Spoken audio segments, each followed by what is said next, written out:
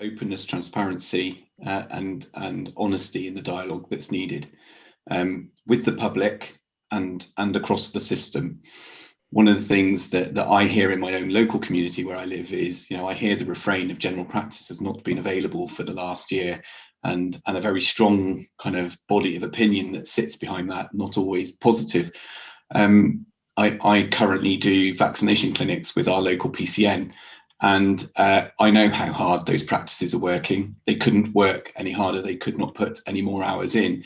And so the disconnect between the level of commitment, passion that's offered by the primary care clinicians and their teams to meeting the needs of the population over the last year, and the experience that many are reporting is quite high.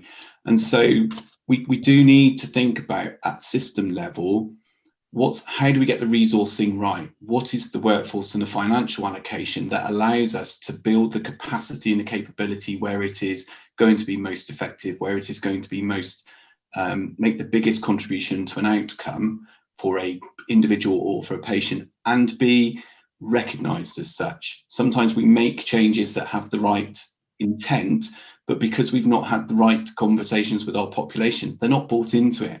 So they go back to the roots that they know. They go to the behaviors that they've fostered and developed over the last 5, 10, 15, 20 years.